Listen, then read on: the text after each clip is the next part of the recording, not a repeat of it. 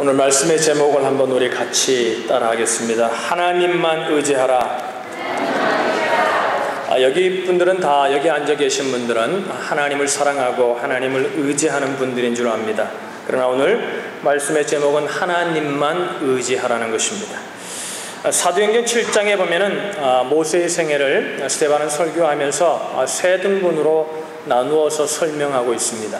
40년씩, 모세가 120년을 살았는데 40년씩 나누어서 세 부분으로 나누어서 설명합니다. 첫 번째는 어디 애굽의 궁전에서의 40년이었고, 두 번째는 애굽의 궁전을 나와 미디안 광야에서 40년, 그리고 이스라엘 백성의 민족의 지도자로 그들을 이끌며 40년의 삶을 살았습니다.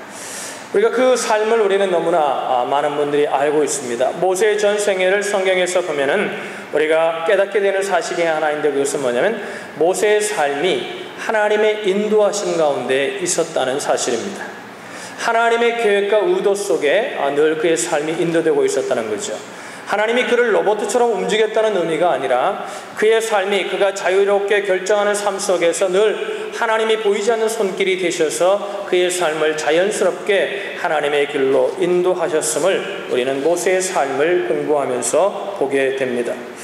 여러분, 모세가 40년 세 단계로 삶을 나누어서 언제 하나님께 쓰임을 받습니까? 그럼 마지막 단계인 3단계에서 하나님께 쓰임을 받습니다. 그때 모세의 상태는 어떤 상태입니까? 겸손하게 낮아져 있는 상태였습니다. 자기는 아무것도 아니라는 생각을 할 수밖에 없는 가운데 있었습니다. 겸손하게 낮아져 있을 때에 하나님만을 의지하게 되었고, 그 하나님만 의지할 수밖에 없는 그때에 하나님은 모세를 들어쓰셨다는 것입니다. 우리가 여러분 잘 깨달아야 되는 것이 그건 뭐예요? 하나님이 쓰시는 사람은 능력이 많은 사람이 아니라 하나님을 의지하는 사람을 쓰신다는 사실을 모세를 통해서 우리는 또다시 한번 깨닫게 되는 것입니다. 여러분, 왜 그럴까요? 하나님에게는 능력이 필요하지 않습니다. 여러분, 하나님 전능하십니다. 여러분 믿으세요? 하나님 전능하십니다. 하나님 지혜가 필요하신 분이 아니십니다. 그래서 우리는 사람을 볼 때 능력 있고 지혜 있는 사람들이 우리 옆에 있기를 바랍니다. 왜? 우리는 능력이 없고 지혜가 부족하기 때문에 그렇습니다.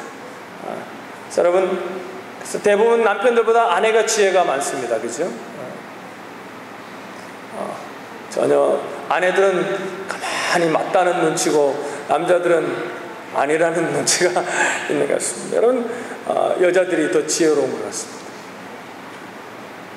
근데 그 지혜가 하나님을 만나지 못하면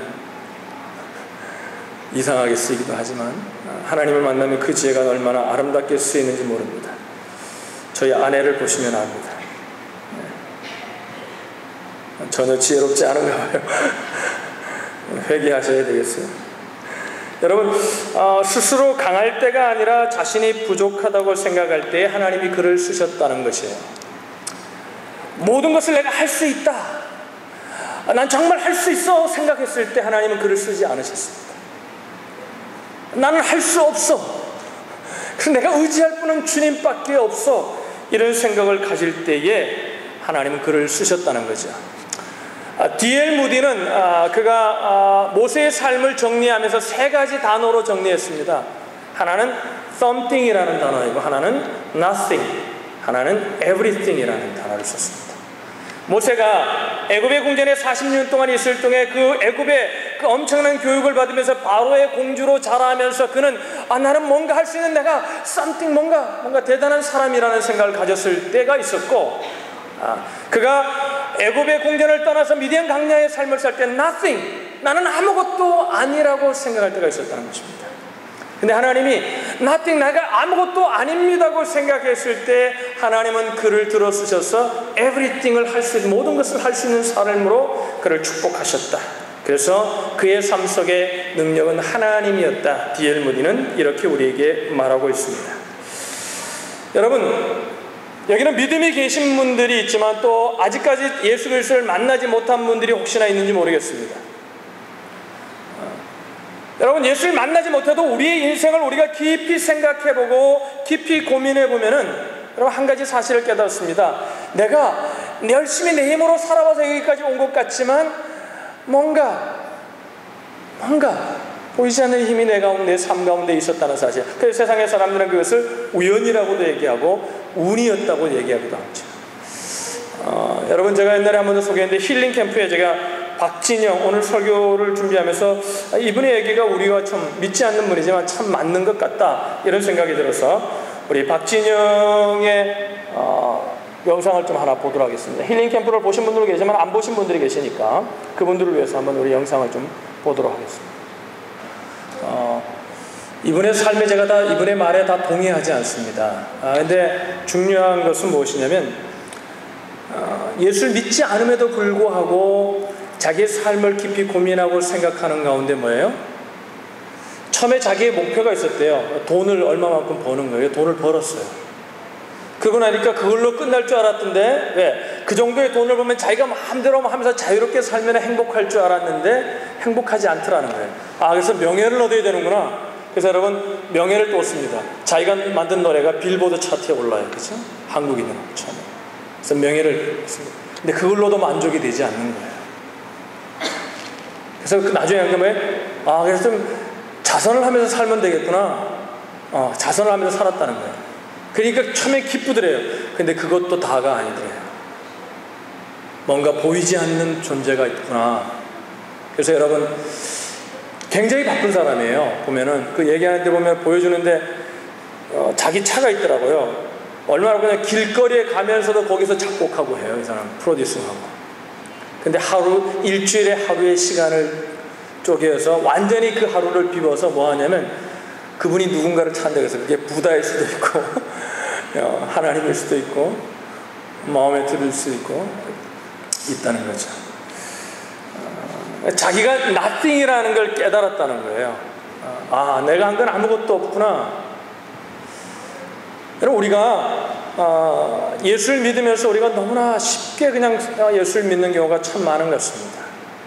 우리 인생을 좀 고민하면서 우리 인생을 들여다보며 살 수 있는 저와 여러분들이 되시기를 주님의 이름으로 축복합니다.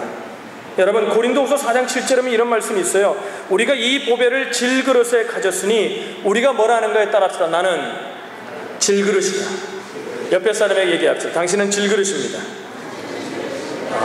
깨지기 쉬운 질그릇은 아무것도 아니라는 거죠. 아무것도 아닌데 뭐예요? 우리가 그 질그릇에 뭐를 담았다는 게 보배를 담고 있다는 거예요. 우리가 여러분 nothing이라는 것을 깨달아야만이, 내가 질그릇이라는 것을 깨달아야만이 그 보배가 우리 속에 담겨 있는 것을 볼 수 있습니다. 그래서 공부한대요. 화요일인가 목요일 하루를 비워가지고 그때는 전혀 스케줄을 다 잡지 않고 공부한대요. 성경도 보고 좀 똑똑한 사람 같아요, 사람이. 여러분, 그분이 이미 오셨는데 뭘 공부해서 알겠어요? 그분이 찾아오셔야 되죠. 할렐루야.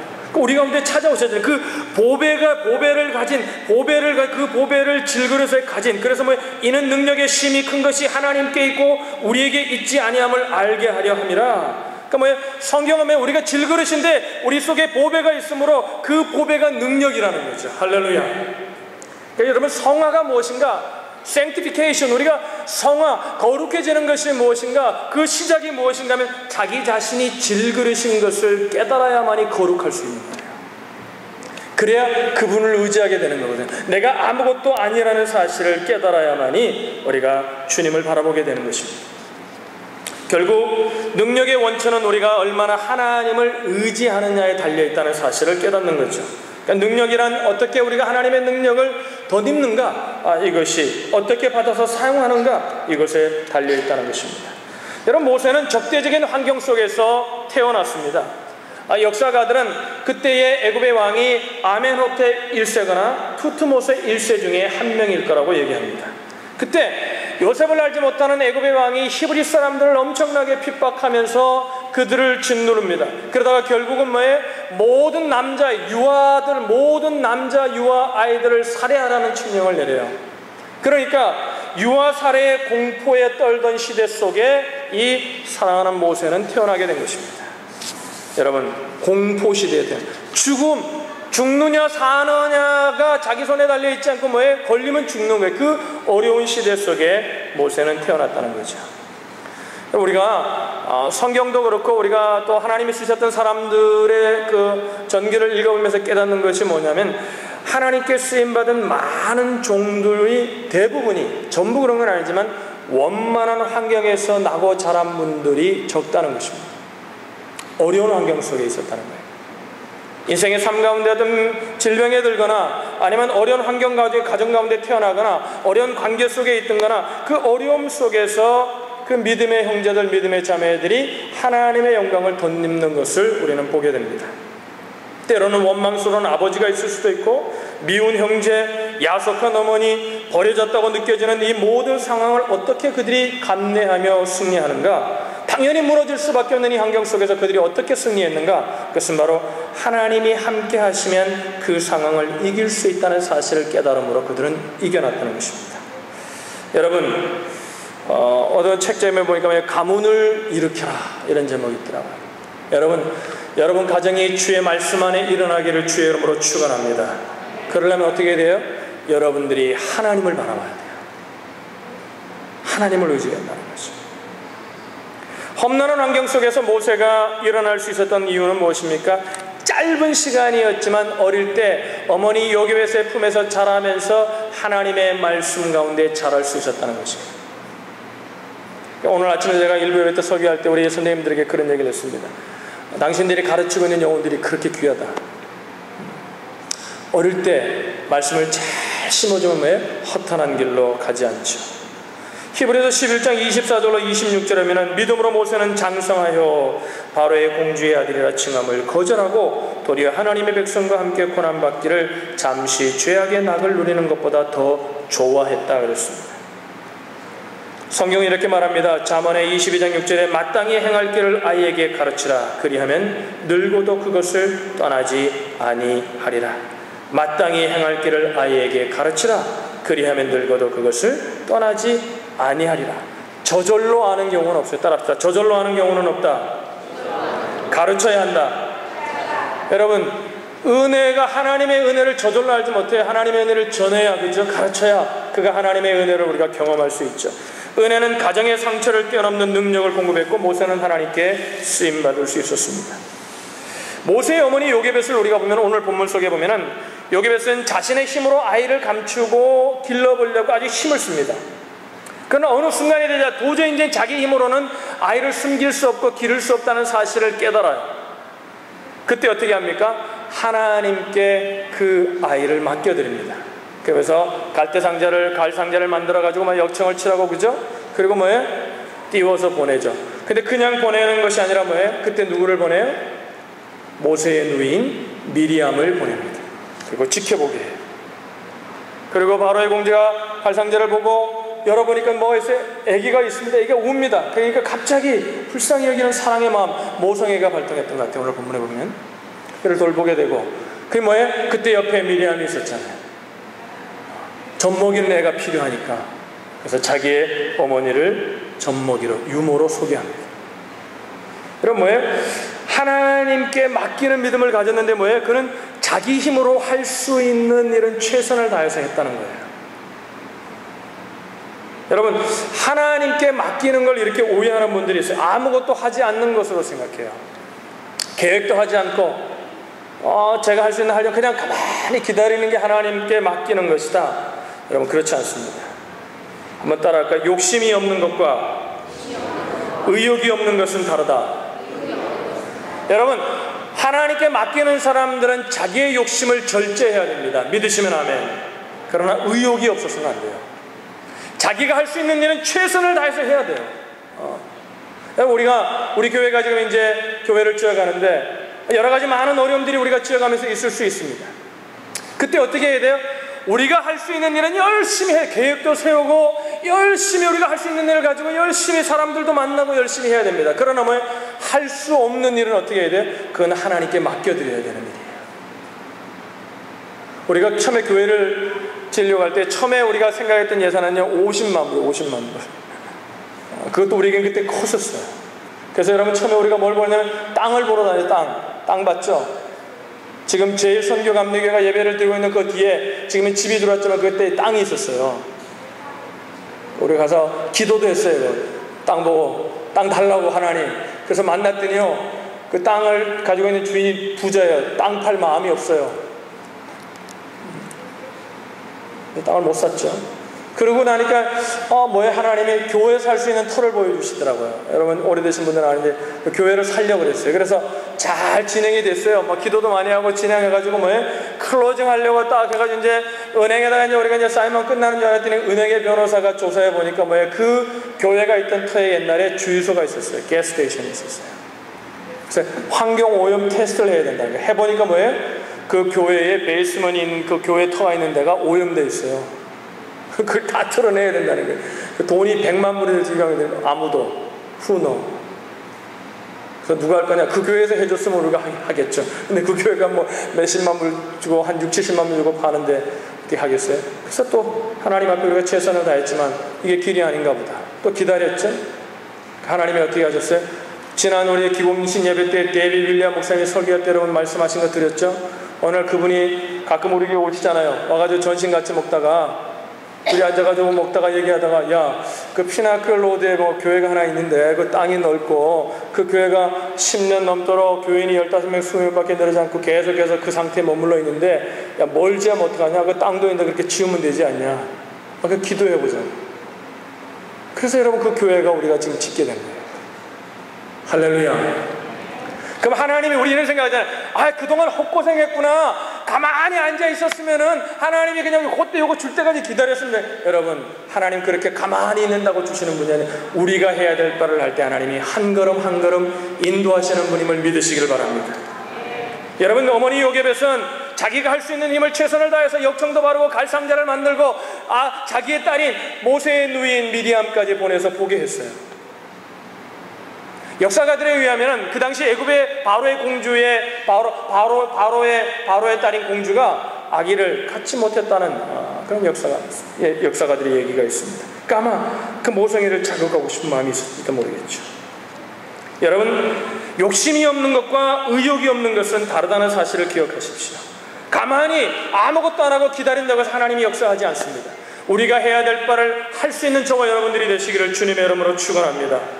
이것이 하나님과 함께 사는 방법이에요. 우리의 믿음은 능동적인 믿음이 되어야 됩니다. 가만히 있어서 수동적인 믿음이 아니라 우리가 열심히 하나님이 주시는 은혜를 따라 열심히 기도하며 하나님의 뜻을 따라 살려고 노력하고 성실로 식물을 삼아 살아갈 때에 하나님이 우리 계획대로 되지 않을 때가 있지만 그 계획 가운데 역사하셔서 하나님이 더 좋은 것으로 우리의 삶을 축복하심을 믿습니다. 시편 55편 22절에 보면은 시편 기자가 이렇게 말합니다. 내 짐을 여호와께 맡겨버리라. 너를 붙드시고 의인의 요동함을 영영히 허락치 아니하시리라. 내 짐을 여호와께 맡기라. 그러면 어떻게 한다는 거예요? 너를 붙드시고 의인의 요동함을 영영히 허락하지 않는다는 거예요. 요게벳이 믿음을 가지고 자기의 아들을 더 이상 키울 수 없어서 하나님께 맡겨드리며 자기가 할 수 있는 최선을 해서 하나님 앞에 맡겨드렸더니 자신이 키울 때보다 더 안전하게 자랍니다. 더욱이 공주가 주는 싹스를 받아 자신의 아들 모세를 양육할 수 있었다는 것입니다. 우리가 마지막으로 정리할 말씀은 뭐냐면 맡길 것과 힘써야 할 것을 구분하는 지혜가 우리 가운데 필요한 것 같습니다. 내가 해야 될 부분이 어느 부분이고 하나님께 맡겨야 될 부분이 무엇인가, 지혜가 필요한 것 같아요. 여러분, 내가 할 일과 안 할 일을 구분할 수 있는 제가 좋은 방법을 하나 가르쳐 드리겠습니다. 하나는 뭐냐면 어떤 문제를 놓고 여러분 잠이 오지 않으세요? 그러면 그건 하나님께 맡겨드려야 될 일이에요. 할렐루야. 여러분, 우리 모르겠어요. 손 집사님은 저녁에 잠을 잘 주무시는지 건축을 맡아가지고 전 저녁에 잘 자요. 은행에서 이상한 편지도 오고 여러 가지 얘기가 와도 여러분 전 잘 잡니다. 왜? 그건 제가 할 수 있는 부분이 아니에요. 제가 할 수 있는 부분이 열심히 하고 사람도 만나봐요. 그래서 더 좋은 조건 속에 우리에게 돈을 빌려줄 때가 어디 없나 좀 찾고 있습니다. 열심히 찾습니다. 그러나 내가 할 수 있는 방법은 내가 할 수 있는 최선을 다하지만 결과는 하나님이 역사하셔야 되는 거예요. 할렐루야. 제가 김혜태 목사님하고 통화를 했는데 뉴욕 충신교회 목사님, 우리가 카자흐스탄 선교할 때 같이 협력하고 지금도 많은 협력 사역을 하죠. 그 목사님도 교회를 증축했습니다. 그때 모게지 서프라임 사태가 일어나가지고 아무 은행에서도 돈을 빌려주지 않았대요. 그 교회 건물도 있고 굉장한 건물, 플러싱의 땅이 있으니까, 건물이 있으니까 그거 팔아도 그 담보라도 빌려줄 수 있는 은행에 돈을 빌려주지 않더라. 아무도 빌려주지 않더래요. 그런데 온 성도가 엎드려 기도하니까 하나님이 돈을 빌려줄 사람을 연결해 주시더래요. 누군지 알아요? 독일 출신의 믿음의 사람들이, 평신도들이 펀드를 만들었는데, 어떤 펀드를 만드냐면 교회를 짓는 사람들에게만 돈을 빌려주는 펀드를 만들었대요. 그 펀드로 교회를 증축했어요. 근데 그분은 장로교 목사거든요. 근데 그분들을 연결해준 목사님은 침례교 목사님. 침례교 목사인데 뉴욕에 있는 목사님이에요. 자기는 알지도 못하는 목사님이에요. 노스캐롤라이나에 목회하는 목사님이에요. 이름이 김정일이에요. 잊어버렸어요. 그분을 연결해줘서 그분이 어떻게 소식을 알고 연락을 해와가지고 그분들이 그 교회를 찾아와서 선교에 열정적이고 하나님을 향한 사랑이 뜨거우니까 빌려준 거예요. 근데 이자는 은행 이자보다 조금 비싸대요. 그래서 지었다는 거예요. 근데 좋은 점이 뭐냐면 이렇게 얘기해요. 목사님, 좋은 점이 있는데요, 교회가 돈이 없어서 한 달 못 내면 한 달 깎아주고 그런대요. 그래서 야, 이거 좋다. 은행은 한 달 안 내면 바로 그냥 다음 달에 차 들어오거든요. 페널티 물으라 그러고. 그래서 근데 그 얘기는 하지 말라고 나중에 전화 통화하더라고요. 그래서 이거 안 하면 거짓말인데 해야 되나 안 해야 되나 이런 생각 중이에요.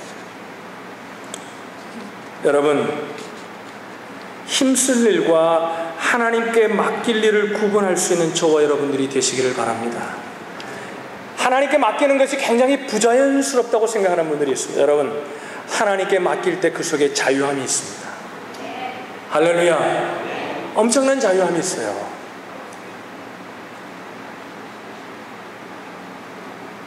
할 수 있는 부분은 우리가 열심히 해야 됩니다. 오늘도 보세요. 목장에 밥하라 와서 또 찬양하라, 또 찬양도 연습시키라, 얼마나 바빠요. 얼마나 뭐예요? 여러분, 우리가 하나님이 오늘 예배 가운데 은혜를 베풀어 주심을 믿으시길 바랍니다. 저는 봅니다. 오늘도 은혜 받는 분들을 봅니다. 그러나 여러분, 은혜를 가만히 앉아있는다고 받는 게 아니에요. 은혜 받기 위해서 내가 해야 될 부분은 열심히, 여러분 한 주 동안도 예배를 사모하며 기다려야 되고, 예배도 일찍 나와야 되고, 기도로 준비해야 되고, 내가 할 부분은 열심히 할 때 하나님이 그 위에 은혜를 베푸시는 거예요. 은혜는 그저 내리는 게 아니에요. 준비된 그릇들 가운데, 질그릇들 가운데 임하는 거예요.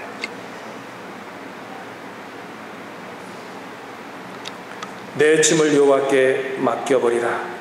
너를 붙드시고 의인의 요동함을 영영히 허락지 아니하시리라. 저는 이렇게 생각합니다. 건축위원장님도 이런 얘기했어요. 집사님, 우리가 교회를 짓다가 돈이 모자라 못 져요. 그럼 여러분 6개월이고 1년이고 기다리면 되잖아요. 여러분, 교회를 그냥 짓다가 바로 그냥 다 지어서 6개월 만에 다 지어야 하나님의 영광이 드러납니까? 난 그렇지 않다고 생각해요. 그 과정을 통해 우리가 하나가 되어서 하나님을 사랑함으로 짓는다면 하나님이 기뻐하실 것입니다. 할렐루야. 이렇게 생각이 들어요.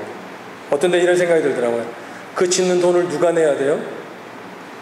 옆에 사람이 얘기하세요. 당신이 내야 됩니다. 돈이 없는 사람은 웃어요. 근데 우리는 다 돈이 없으니까 웃는 거예요. 왜냐하면 돈 있는 사람은요, 그 얘기 들으면 심장이 떨려요. 두근두근. 그 아침에는, 여긴 그래도 좀 있는 분들이 좀 있잖아요. 그래도 차도 좋은 차 타고. 여러분, 아침에는 그거 다 없는 사람이에요. 일부 예배는. 그러니까 돈 있는 사람이 내야 됩니다. 그러니까 다 자기들 웃어요. 왜? 없으니까. 마음 편한 거죠. 편하죠.